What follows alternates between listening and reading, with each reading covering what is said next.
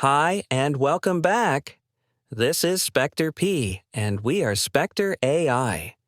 This is the first of a multi-part video series on building real quantum algorithms and programs to use in quantum security. When people talk about quantum algorithms, they usually start with circuits, gates, or code, but that's already too late. Real algorithm design doesn't begin with implementation. It begins with defining the problem, understanding the constraints imposed by noise, measurement, and observability, and deciding how information is represented inside a physical system. In this series, we're not treating quantum algorithms as collections of gates, but as structured decision processes that move from problem definition through constraints and representation into executable circuits. If you start with a circuit, you're guessing. If you start with design, you can reason about what will work, what will fail, and why. When people talk about quantum algorithms, they almost always start with tasks instead of problems, and that mistake silently destroys most designs before a single line of code is written. A task describes what you want to build: a classifier, a detector, a model that trains, an optimizer that converges. But a problem describes what must be decided under physical and informational constraints. Quantum systems don't operate on intent or abstractions like classification or anomaly detection. They operate on states, noise, measurement limits, and information loss.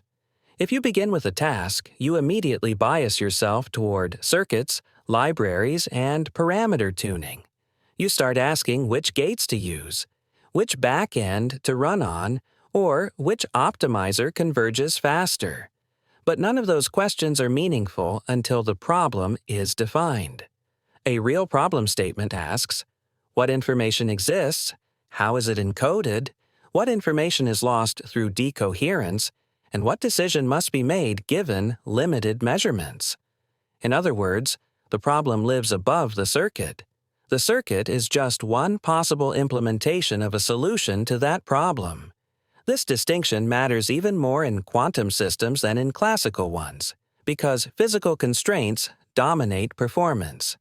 Noise models, qubit count, circuit depth, and measurement access are not implementation details. They are defining features of what can and cannot be solved.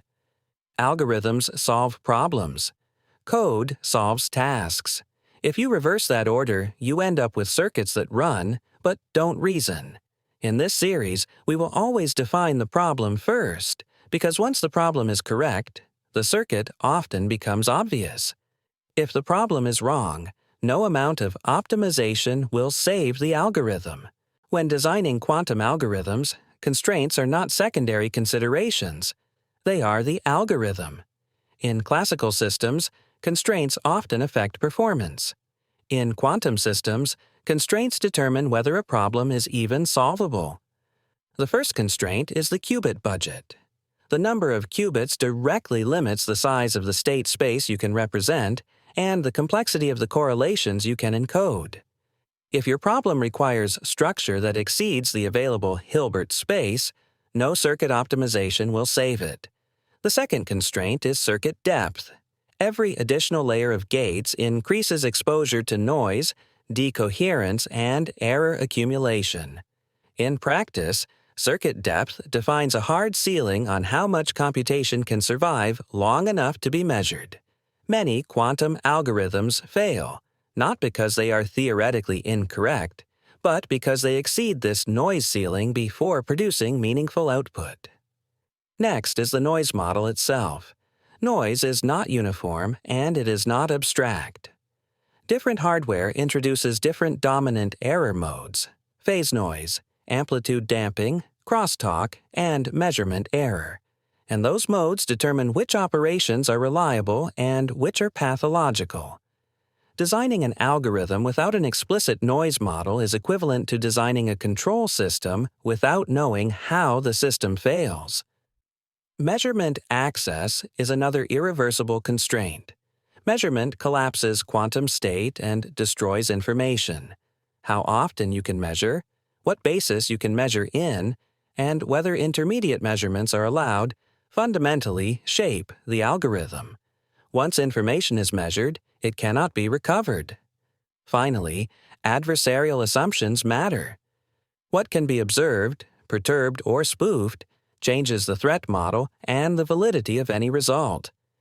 In quantum systems, even passive observation can alter outcomes. Taken together, these constraints don't just limit the algorithm, they define it. In quantum systems, constraints are the algorithm. In classical computing, representation is often treated as an afterthought. Data is explicit, bits are stable, and converting information from one form to another is relatively cheap. In quantum systems, that intuition completely breaks down. Data is not stored explicitly. It is embedded implicitly into quantum states. Those states are fragile, expensive to prepare, and subject to irreversible loss. As a result, how information is represented is not separate from the algorithm. It is the algorithm. Every representation imposes a geometry on the problem.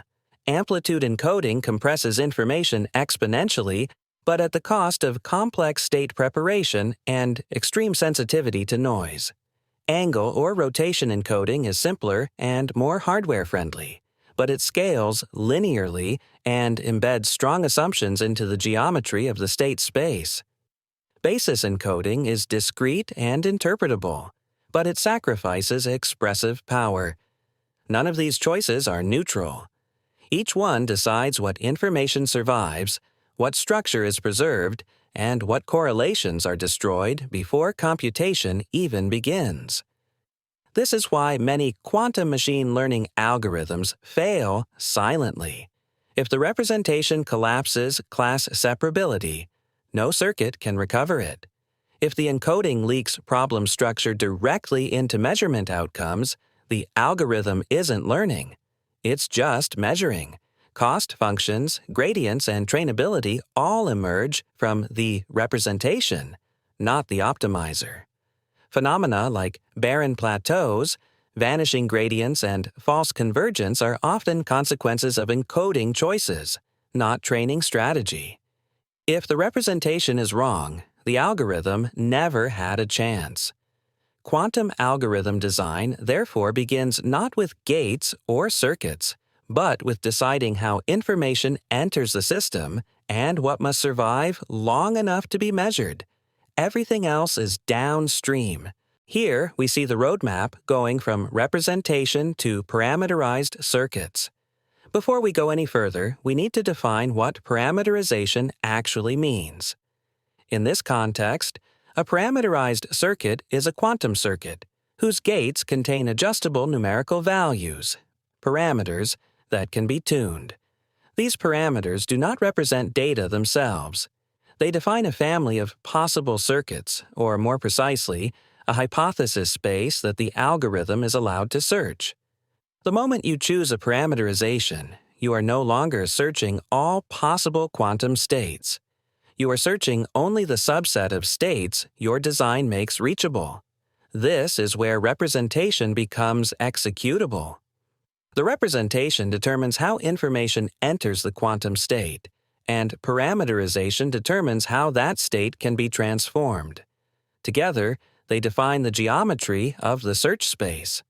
Constraints and noise limit how expressive that space can be, while circuit depth limits how far the system can move within it before coherence is lost. This is why deeper circuits are not always better.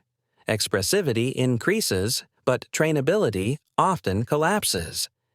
Measurement then collapses the quantum state into classical information, permanently discarding everything that is not aligned with the chosen measurement basis. A cost function evaluates that classical output and produces a scalar value, which is used by a classical optimizer to adjust the circuit parameters. Importantly, the optimizer never sees the quantum state. It only sees the consequences of your design decisions after information loss has already occurred. This is why optimization failures are rarely caused by the optimizer itself. They are almost always caused by poor upstream choices in representation, parameterization, or constraints. Parameterized circuits do not discover solutions in an abstract sense. They search the space your design allows, under the physics you cannot escape.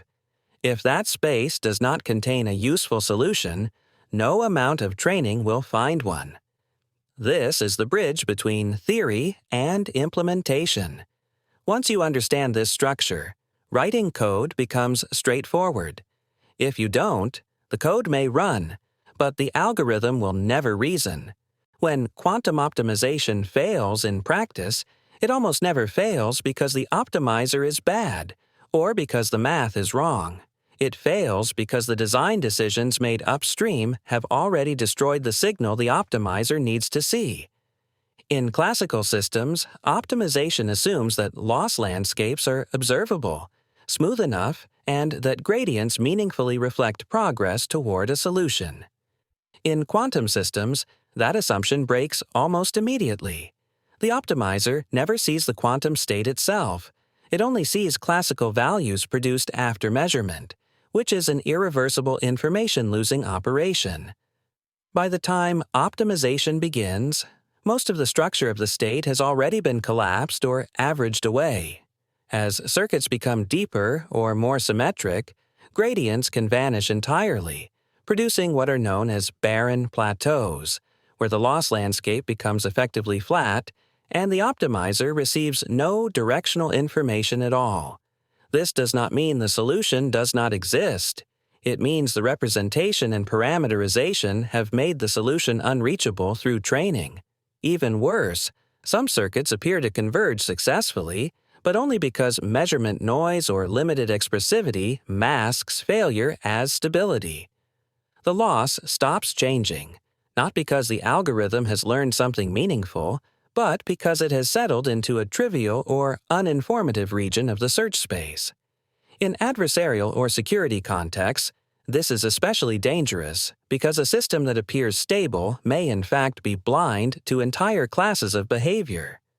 Optimization, in this sense, is not a rescue mechanism. It is a diagnostic. If gradients vanish, if training stalls, or if convergence produces trivial solutions, the failure did not occur during optimization. It occurred earlier when the problem was defined, when constraints were ignored, or when representation and parameterization quietly restricted the space of possible solutions. In quantum systems, optimization does not fix bad design. It exposes it. The key takeaway from this discussion is that quantum algorithms are not built from gates upward. They are designed from constraints downward. Coding is not the beginning of the process. It is the final expression of decisions that were already made earlier.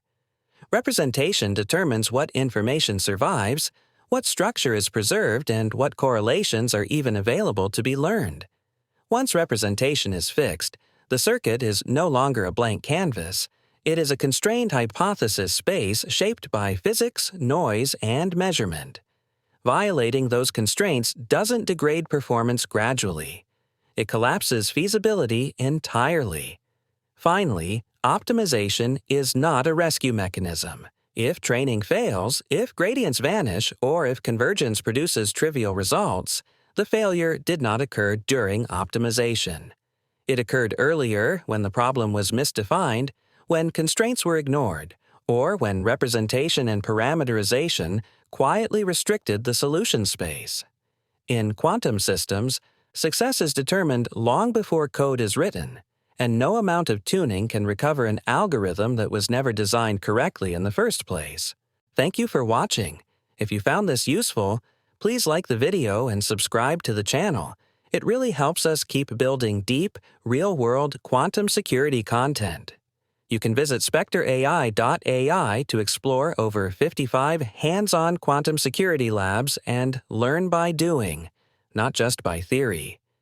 If you're interested in going deeper, you can also find our books on Amazon. And finally, leave a comment and let us know what you'd like to learn next. We read them all.